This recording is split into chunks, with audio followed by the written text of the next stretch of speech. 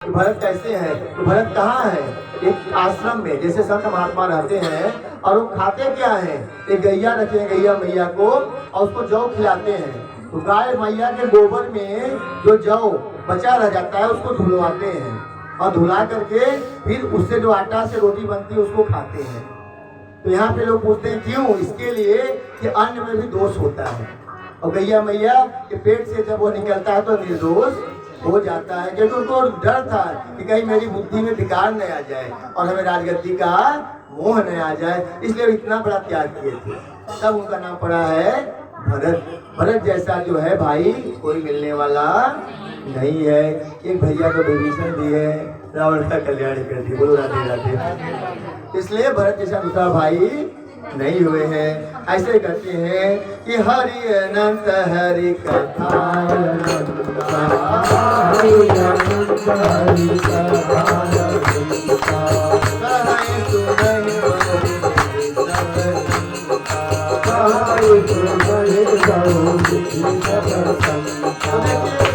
भगवान की कथा अनंत है। सुखदेव जी महाराज भी यही परिस्थिति को कह रहे हैं कि भाई अगर सूर्यवंश राम की कथाएं सुनाऊंगा तो 100 वर्ष बीत जाके फिर भी पूरा होने वाला नहीं है। तो हम लोग रामचरित को सुन करके और राम जी का चित्रण करके उसके बाद आगे बढ़ जाएंगे चंद्रवंश में। जो आनंद सिंधु सुख राशि, जो आनंद सिंधु सुख राशि, लोक सुखासी,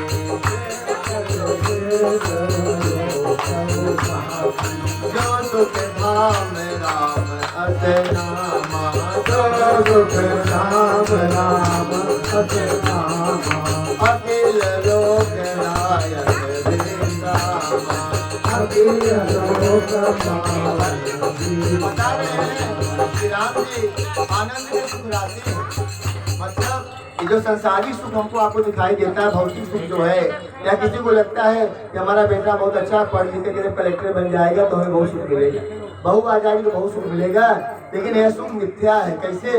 ओ माता मैं अनुभव अपना, ओ माता मैं अनुभव अपना, सत हरि भजन जगत सब सपना, सत हरि भजन जगत सब सपना। जगत में सुख है, स्वप्न की बात है। जैसे स्वप्न में रसगुल्ला खा रही हो या हवाई जहाज से उड़ रही हो, लेकिन जब निद्रा खुल जाता है स्वप्न खत्म, तो न हवाई जहाज न रसगुल्ला। ऐसे ही ये जो पति परिवार संसार है यह ऐसे ही है। जब तक आँख खुली है, प्राणवायु है शरीर में, तब तक तो सब दिख रहा है, और जैसे शरीर से निकला तो शरीर काया वही पड़ी रह जाएगी और माया किसी काम में नहीं आएगी। लेकिन राम नाम बता रहे सुख के सागर है। तो जो राम नाम में डूब जाता है और राम नाम के रस को जो पा जाता है, उसे ही जो है अखिल लोक का जो है सुख आराम और विश्राम मिलता है। तभी तो संतों ने कहा है राम नाम की लूट मची है, लूट सको तो लूट, राम नाम की लूट मची है, लूट सको तो लूट। अरे 4 दिन तो बीत रहे हैं, 3 दिन बचे छूट। अब छूटा है आप लोगों के लिए कितना? मात्र 3 दिन। आज चौथे दिन की कथा धीरे धीरे चल रही है, 3 दिन बचा हुआ है, तो 7 दिन की भागवत कथा है, और हमारे आपके जीवन की भी यही कथा है। 7 दिन 8वां किसी को मिलने वाला नहीं है, तो जितना लूटना है लूट लो। और मैं तो बोलता हूँ कि झोला वाला या तो गोली वोली लेके आया करो, भर भर के ले जाया करो, और आसपास में कोई मिले जरूरतमंद लगे तो उसको भी बांटा करो, क्योंकि राम नाम और श्याम नाम है, इसे बांटने से बढ़ेगा, ये घटने वाला नहीं है। अब ऐसे ही दान पुण्य भी आप लोग करेंगे तो घटने वाला नहीं है। लेकिन दान देने वाले मन में अगर भाव आ गया कि मैं दे रहा हूँ और मेरा जा रहा है, तब तो उसका राधे राधे हो जाएगा। लेकिन अगर ये सोचेगा कि देनहार कोई और है, देनहार कोई और है, देत रहत दिन रैन, देत रहत दिन रैन, लोग भरम मुझ पर करे, यात नीचे ने, यात नीचे ने। तो देने वाले का जो निगाह होता है ना, वह लेने वाले के तरफ नहीं होना चाहिए। अगर आप दान देती हैं तो पंडित जी के चेहरे को देख के मत देना, पंडित जी के चरणों को देख के देना। क्यों? पंडित जी को संकोच लगता है लेने में। क्या लगता है? संकोच। इसलिए देने वाले को भी संकोच लगता है, उसके मन में भाव आ जाता है मैं दे रहा हूँ। तो देखना ताकना सब बंद करो, अब आँख मूंद करके झोली में हाथ डालो और गिनो भी मत। जो निकला जय जय सिया राम। लेकिन मैं देखता हूँ लोग पहले से गिन के बैठते हैं पूजा में और चिल्ड्रन लेकर के, और जो बना बना माल रहता है वो तो मैडम को देखिए रखे रखे बोलते हैं। देखिए भगवान की कथा है, और इनके सेवक कौन है? हनुमान जी। और वो पवन वेग से चलते हैं और वो यहाँ आके बैठे हुए हैं, तो थोड़ा हवा के झोंके में उड़ जाओगे। इसके लिए भगवान की कथा को उड़ाने की बात मत करो। बोले राधे राधे। सुनने और सुनाने की बात करो, उसी में सबका कल्याण है। आगे कथा में आ जाते हैं। तो भैया भगवान नाम को आप लोग समझ गए कि कल युग केवल हरि गुण गाहा, कल युग केवल हरि गुण गाहा, गावत नर पावै भवताहा, गावत नर पावै भवताहा। कल युग में राम नाम गाने से, राम नाम गाने से और राम नाम सुनने से जीव का कल्याण हो जाता है। तो बोलिए जय श्री सीताराम। सीताराम। तो सीताराम बोल करके अब हम लोग सूर्यवंश से चंद्रवंश में प्रवेश करेंगे। सुखदेव जी महाराज कहते हैं राजन अब चंद्रवंश की परम पूर्वमयी कथा का श्रवण करो। भगवान नारायण के नाभि कमल से ब्रह्मा, ब्रह्मा के बेटा त्रिमुनि, अत्रि के बेटा चंद्रमा, जिनसे की चंद्रवंश चला है। चंद्रमा के बेटा बुध, बुध के बेटा पुरुरवा, और इन्हीं पुरुरवा का दूसरा नाम एला था।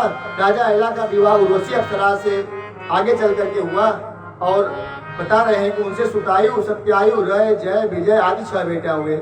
इन्हीं के प्रतापी वंश में आगे चलकर महाराज नहुष का जन्म हुआ।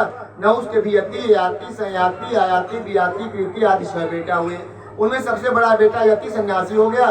दूसरे बेटे के 2 विवाह हुए। पहला विवाह शुक्राचार्य जी की बेटी देवयानी से, दूसरा विवाह विश्व सर्वा की पुत्री शर्मिष्ठा से, याति की यदु, उर्वशी और द्रुहि, अनुपुरु आदि 5 संतानें हुई। इन 5 संतानों में सबसे छोटे बेटे का नाम पुरु, जो पिता का अनन्य भक्त था। शुक्राचार्य के साथ से जब याति बुद्धि हो गई तो यह वृद्धावस्था पुरु ने अपने ऊपर धारण कर ली और अपनी अवस्था पिता को प्रदान कर दी।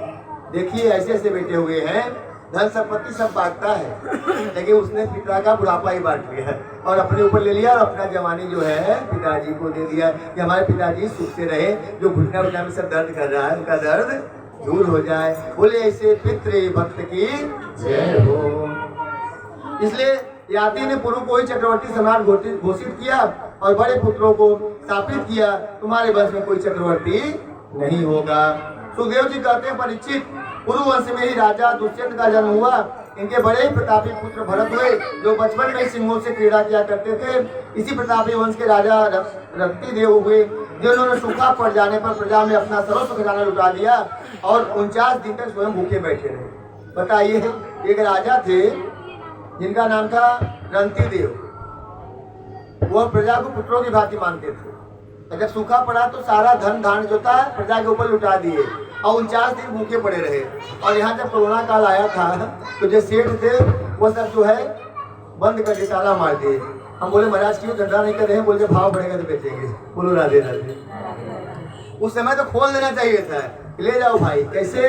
राम जी की चिड़िया, राम जी का खेत, राम जी की चिड़िया, खालो चिड़िया भर भर के, खालो चिड़िया भर भर के, खालो चिड़िया। कुछ सेठ ऐसे थे कि पंडित जी को भी नहीं बुलाते थे। पंडित जी बोले भाई अभी तो पूर्णिमा आ गया, हमारे इस की बात नहीं हो रही है, तो बहुत पूरे आत्मा है, धर्मात्मा है और भागवत भक्त है, इनका तो चलते रहा निरंतर। इसी महीने बंद किया कि बहुत लाठी डंडा बज रहा है पंडित जी के ऊपर भी। रास्ते में पुलिस लोग रोकते थे ना, तो बोले आप तो पंडित जी हो और भगवान धारण किए हो और टीका चंदन लगाए हो, तो पंडित जी को कौन? अरे अभी कलयुग है, कलयुग पंडित जी ज्यादा खुश हो रही है। बोलो राधे राधे।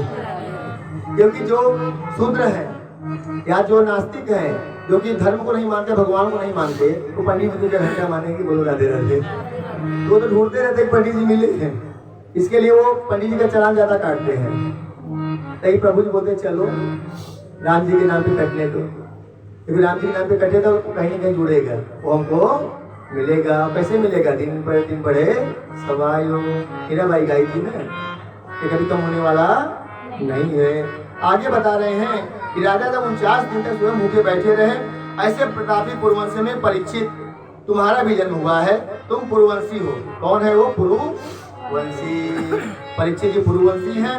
और पुरु महाराज के जो सबसे बड़े भाई थे उनका नाम था यदु, और उनसे ही चला यदु वंश, जिसमें हमारे भगवान अभी अवतार लेने वाले हैं। यदु वंश में भी अजमेर, देवमेर, सूरसेन प्रभृति आदि बड़े बड़े प्रतापी राजा हुए। महाराज सूरसेन के जो बेटा हुए आनंद, आनक, दुंदुभी, इन्हीं का नाम वसुदेव है। और वसुदेव की 7 पत्नियां थी। कितनी पत्नियां थी? 7। और इनकी 7वीं पत्नी देवकी के गर्भ से ही 8 संतानें हुई। और 8वां संतान हमारे भगवान थे। कृष्ण कन्हैया लाल की जय, राधे सरकार की जय हो। देखिए देवकी की कितनी पत्नियां थी? 7, जिसमें से 2 का नाम हम सभी लोग जानते हैं, देवकी मैया और रोहिणी मैया। बाकी का जो है भागवत पुराण में बताया जाएगा, क्योंकि हमारे तो भगवान ऐसे हैं जिनकी इतनी बड़ी बड़ी वंश परंपरा है। अब कुछ कहते हैं कि नहीं भैया हमारे ही सबसे बड़े हैं,